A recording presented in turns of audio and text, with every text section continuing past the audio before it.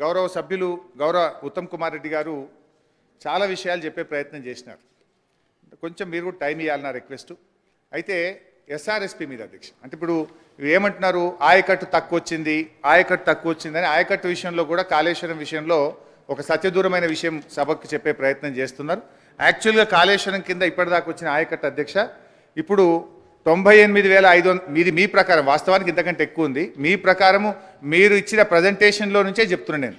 98,570 ఎకరాలు డైరెక్ట్ ఆయకట్టు ఇచ్చారని, 456 చెరువులు కాళేశ్వరం కెనాల్స్ కింద నింపడం ద్వారా 39,146 ఎకరాల ఆయకట్టు వచ్చిందని, 2,143 చెరువులు ఎస్ఆర్ఎస్పి స్టేజ్ 1, 2 కింద 1,67,000 ఎకరాలకు సప్లిమెంటేషన్ చేశామని, అదేవిధంగా స్టేజ్ 1, స్టేజ్ 2కు కాళేశ్వరం నీళ్లు తక్కువ పడ్డప్పుడు 2 తళ్లకు 3 తళ్లకు దాదాపు 17 లక్షల ఎకరాల స్థిరీకరణకు ఇది ఉపయోగపడ్డదని, అదేవిధంగా మెదక్ జిల్లాలో హల్దీ కూడవెల్లి వాగులోకి కూడా మరి ఆ చెక్ డ్యాంలకు తద్వారా చెరువులకు నీళ్లు పడడం ద్వారా 20,576 ఎకరాలకు మరి ఇక్కడ కూడా ఆయకట్టు ఇచ్చినట్టుగా మీ యొక్క ప్రజెంటేషన్లోనే నేను చూసి చదువుతా ఉన్నాను అధ్యక్ష. అంటే దాదాపు కాళేశ్వరం మీద కొత్త ఆయకట్టు స్థిరీకరణ కలిపి దాదాపు 20 లక్షల ఎకరాల వరకు కూడా మేలు జరిగింది. కానీ మీరు ఎంతసేపు కొత్త ఆయకట్టును మాత్రమే చూపిస్తూ చెరువుల కింద వచ్చిన ఆయకట్టు, చెక్ డ్యాంల కింద వచ్చిన ఆయకట్టు, స్థిరీకరణ కింద వచ్చినటువంటి ఆయకట్టును చూయించకపోవడం అనేటువంటిది కరెక్ట్ కాదు. అయితే అధ్యక్ష, ఏ ప్రాజెక్ట్ అయినా మన చరిత్ర, మన రాష్ట్రంలో, మన దేశంలో చూస్తే అధ్యక్ష ఇట్ విల్ టేక్ టైం. ఆయకట్టు విషయంలో ఒక 2-3 ఉదాహరణలు మన రాష్ట్రం చెప్తా, దేశం మొత్తం కూడా నా దగ్గర ఉన్నాయి. కానీ ఎస్ఆర్ఎస్పి ప్రాజెక్టు చూస్తే అధ్యక్ష 1963లో ఎస్ఆర్ఎస్పి ప్రాజెక్టుకు ఫౌండేషన్ వేస్తే 1975లో 11 సంవత్సరాల తర్వాత ఎస్ఆర్ఎస్పి ప్రాజెక్టు ఇనాగ్రేషన్ అయింది. అయితే ఇచ్చిన ఆయకట్టు ఎంత అంటే 25,000 ఎకరాలు. 11 ఏళ్ల తర్వాత ఎస్ఆర్ఎస్పి ప్రాజెక్ట్ ఇనాగ్రేషన్ చేస్తే ఇచ్చిన ఆయకట్టు కేవలం 25,000 ఎకరాలు మాత్రమే. మరి పూర్తి స్థాయి ఆయకట్టు ఎప్పుడు వచ్చింది, మొత్తం 9.5 లక్షల ఎకరాలు ఎప్పుడు వచ్చింది అంటే 2008-9 నాటికి 9 లక్షల ఎకరాల ఆయకట్టు వచ్చింది. అంటే ఎస్ఆర్ఎస్పి పూర్తి స్థాయి ఆయకట్టు సాధించడానికి ఆనాటి కాంగ్రెస్ పార్టీకి 45 సంవత్సరాలు పట్టిందని మీ ద్వారా వారికి తెలియజేస్తా ఉన్నా. రెండవది నాగార్జున సాగర్ అధ్యక్ష, మీ జిల్లా 1955లో నెహ్రూ గారు ఫౌండేషన్ వేస్తే 1967లో గౌరవనీయులు ఇందిరాగాంధీ గారు ఇనాగ్రేషన్ చేశారు. ఆ రోజు 12 ఏళ్ల తర్వాత ఎడమకాలోకి ఇచ్చిన ఆయకట్టు ఎంత అంటే కేవలం 98,000 ఎకరాలు మాత్రమే. 98,000 ఎకరాలు మాత్రమే. 12 ఏళ్ల తర్వాత 98,000 ఎకరాలకు ఎడమకాలోకి నీళ్ళు వచ్చినాయి. పూర్తి స్థాయి ఆయకట్టు ఎప్పుడు వచ్చింది నాగార్జున సాగర్ ప్రాజెక్ట్ కింద అంటే 1974. 30 ఏళ్ల తర్వాత ఎడమకాలువకు పూర్తి స్థాయిలో నీళ్ళు వచ్చిన పరిస్థితి ఉన్నది. నంబర్ 2. నంబర్ 3 కల్వకుర్తి అయితే అది ఒక పెద్ద చరిత్ర. ఒకరు మొక్కలు నాటుడు, ఒకరు పలకలేసుడు, శిలాపలకాలు ఒకరు, మొక్కలు నాటుడు ఒకరు. 1984లో మొదటి శిలాపలక వేస్తే 1984 నుంచి 2014 వరకు 30 ఏళ్ల కాంగ్రెస్ తెలుగుదేశం పాలనలో కల్వకుర్తికి ఇచ్చిన ఆయకట్టు ఎత్త అంటే 13,000 ఎకరాలు మాత్రమే. 30 ఏళ్లు కట్టిండ్రు కల్వకుర్తి ప్రాజెక్టు, ఇచ్చిన ఆయకట్టు 13,000 ఎకరాలు మాత్రమే. కానీ మా ప్రభుత్వం వచ్చిన తర్వాత నేను పోయి అక్కడ రాత్రిపూట కూడా ఆ గ్రామాల్లో బస చేసి దాంట్లో ఉండే అనేక చిక్కులు తొలగించిన తర్వాత ఇవాళ కల్వకుర్తికి బ్రహ్మాండంగా మేము ఆయకట్టు పెంచాం. ఆ వివరాలన్నీ కూడా చెప్తాను అధ్యక్ష.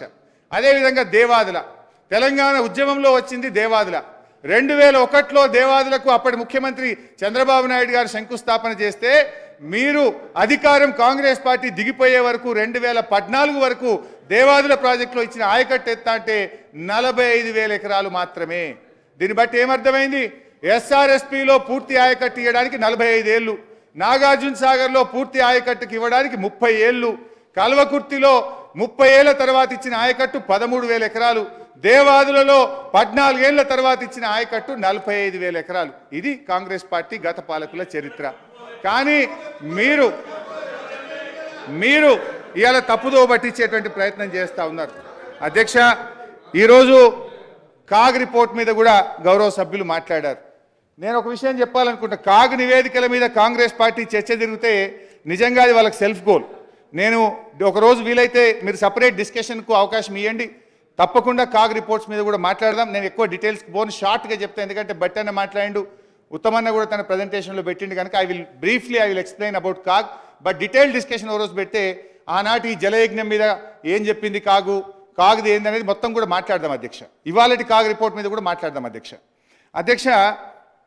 నా దగ్గర వీడియో ఫుటేజ్ ఉంది, పేపర్ కటింగ్స్ కూడా ఉన్నాయి అధ్యక్ష. ఒక 3-4 ఉదంతాలు చదివి వినిపిస్తా అధ్యక్ష.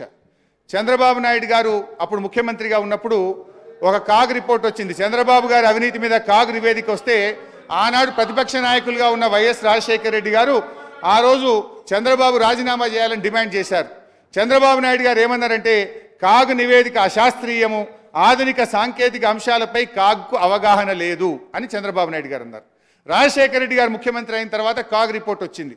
కాంగ్రెస్ పార్టీ అధికారంలో ఉన్న సమయంలో 89,000 ఎకరాలు అక్రమంగా ఏపీఐసి ద్వారా ప్రైవేట్ వ్యక్తులకు కనీస మార్కెట్ ధర కూడా వసూలు చేయకుండా పంచిపెట్టారని కాగ్ ఆరోపించింది. లేపాక్షి, ఎంఆర్, బ్రాహ్మణి తదితర సంస్థలకు భూమి ఇచ్చే విషయంలో కాంగ్రెస్ ప్రభుత్వం నిబంధనలు తొక్కిపెట్టిందని, తనకు కావలసిన వారికి అధికారం అడ్డం పెట్టుకొని 1000 ఎకరాలు పంచిందని కాగు తేల్చింది. దాని మీద రాజశేఖర రెడ్డి గారు ఏమన్నారంటే ఆ రోజు ప్రభుత్వ విధానాలు తప్పుపట్టడానికి కాగుకు అధికారం లేదని, అది ఉండదని ఆనాడు వైఎస్ రాజశేఖర రెడ్డి గారు అసెంబ్లీలో అన్నారు. తర్వాత కిరణ్ కుమార్ రెడ్డి గారు ముఖ్యమంత్రిగా ఉన్నప్పుడు ఒక కాగ్ రిపోర్ట్ వస్తే కిరణ్ కుమార్ రెడ్డి గారు ఇదే అసెంబ్లీలో ఏమన్నారంటే అధ్యక్ష, కాగ్ నివేదిక ఏమైనా బైబిలా, ఖురానా, భగవద్గీతనా, అందులో ఉన్నాయన్నీ సరైనవని అనుకోవడానికి లేదు అని కిరణ్ కుమార్ రెడ్డి గారు ఇదే శాసనసభలో చెప్పిన విషయాన్ని గుర్తు చేస్తున్నా. శాసనసభ రికార్డు కూడా ఉంది, కావాలంటే ఆ రోజు డిస్కషన్ అంతా కూడా నేను చెప్పగలుగుతా. ఇకపోతే మన భారత మాజీ ప్రధానమంత్రి మన్మోహన్ సింగ్ గారు is a great man, learn man, everyone will respect him. ఆయన ఏమన్నారో ఒక్కసారి విందాం. కాగ్ రిపోర్టు ఢిల్లీలో పార్లమెంట్లో పెట్టినప్పుడు యూపీఏ ప్రభుత్వం యొక్క ఆదాయ వ్యయాలపై ఆనాటి కాగ్ అభ్యంతరం వ్యక్తం చేస్తే నిండు పార్లమెంట్లో ప్రధానమంత్రి హోదాలో మన్మోహన్ సింగ్ గారు ఏమన్నారంటే కాగ్ నివేదిక తప్పుల తడక, అన్ని ఊహాగానాలు, తప్పుడు అంచనాలు అని మన్మోహన్ సింగ్ గారు చెప్పారు. బొగ్గు గనుల కేటాయింపులో అవినీతి జరిగిందని కాగ్ చెప్తే అసలు కాగు చెప్పిన విషయాలకు ప్రామాణికతనే లేదు అని మన్మోహన్ సింగ్ గారు పార్లమెంట్లో చెప్పిన విషయాన్ని గుర్తు చేస్తున్నాను.